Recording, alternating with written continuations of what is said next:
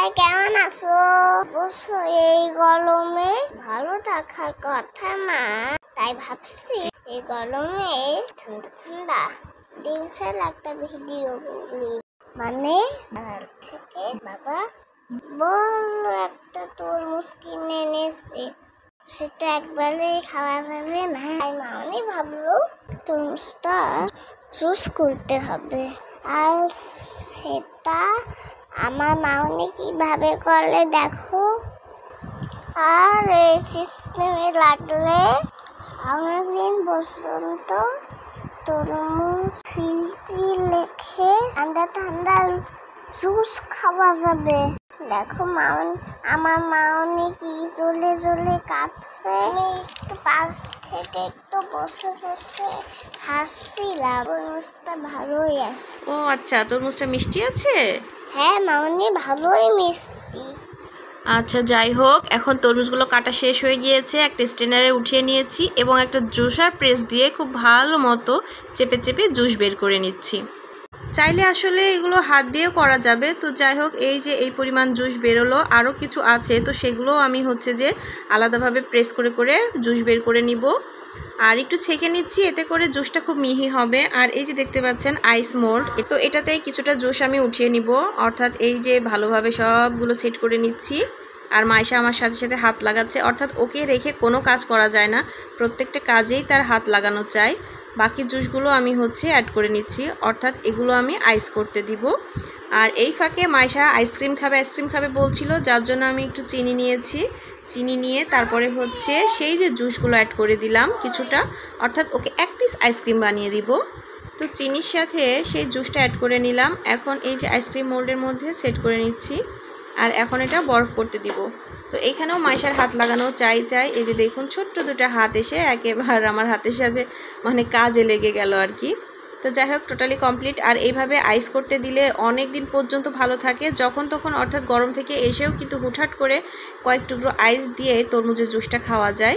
আর এই যে প্রচণ্ড গরম পড়ছে, এই গরমে কিন্তু বড় এবং ছোটদের সবাইকে উভয় প্রচুর পরিমাণে লিকুইড খেতে হবে, পানি, জুস, শরবত, নাহলে কিন্তু শরীরের অবস্থা একেবারে খারাপ হয়ে যাবে। তো যাই হোক, এই যে সকালবেলা হচ্ছে জুসটা সেট হয়ে গিয়েছে। মাইশার আইসক্রিমটা একদম রেডি, কারণ সকালে ঘুম থেকে উঠেই আগে বলে ফ্রিজ খোলো, মানে সে অস্থির হয়ে গিয়েছে এরকম অবস্থা। তো যাই হোক, মাইশার আইসক্রিমটা দিয়ে আগে ওকে একটু বসিয়ে নিই, তারপরে হচ্ছে আমি আমার কাজগুলো করব। তো এই যে দেখুন, আইসক্রিমটা খুব ভালোই হয়েছে। অর্থাৎ বাচ্চাদের কিন্তু এভাবে খাওয়ানো যায়, যেসব বাচ্চারা আইসক্রিম পছন্দ করে অথচ হচ্ছে তরমুজ খেতে চায় না বা যে কোনো ফ্রুটস খেতে চায় না, যে কোনো ফ্রুটস দিয়েও কিন্তু এভাবে বানিয়ে ওদেরকে দেওয়া যায়। আর শুধু যে তরমুজ দিয়ে করতে হবে এমনটাও না, আসলে বড় তরমুজ এনেছিল আর বাইরে হচ্ছে নর্মালে রাখলেও বেশি দিন থাকে না। তো ভাবলাম আমি এভাবে হচ্ছে বরফ জমিয়ে ডিপে রাখি, এতে করে অনেক দিন পর্যন্ত এটা খাওয়া যাবে, ভালো থাকবে, নষ্ট হবে না আর কি। তো মাইশা খেতে থাকুক আর আমি চলে যাচ্ছি আমার কাজে, অর্থাৎ দেখি বরফগুলোর কি অবস্থা হয়েছে। তো তার আগে শুনি তো মাইশার কাছ থেকে কেমন লাগছে।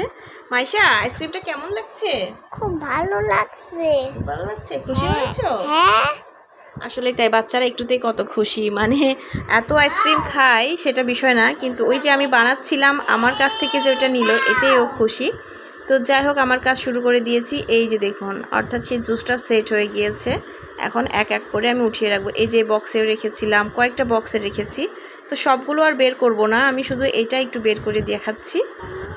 আর এভাবে কিন্তু আমি এর আগেও আনারসের জুস করে, তারপরে হচ্ছে ম্যাঙ্গো জুস করে, মানে যে জিনিসগুলো দেখা যাচ্ছে যে নর্মালি বেশি দিন থাকে না, চাইলে কিন্তু সেটা হচ্ছে দীর্ঘদিন পর্যন্ত এভাবে ডিপ ফ্রিজে রাখলে অনেক দিন ভালো থাকবে। আর যখন তখন হুটহাট করে গেস্ট আসুক বা নিজেরা ইচ্ছে মতো বের করে নিয়ে খেলেই হবে। তো এই যে দেখুন, চাপ দিলেই হচ্ছে যে এগুলো উঠে আসবে।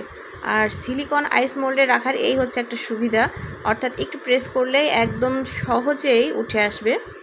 তো আমি এখন 1 গ্লাস শরবত করব, তো যার জন্য আমি আমার প্রয়োজন মতো উঠিয়ে নিচ্ছি। আর এগুলো কিন্তু উঠিয়ে জিপার লক যে ব্যাগগুলো আছে, অর্থাৎ যেগুলো ব্যাগের মধ্যে হাওয়া ঢোকে না, ওর মধ্যে টাইট করে রেখে দিলেও কিন্তু আইসগুলো গলবে না, ভালোভাবেই থাকবে।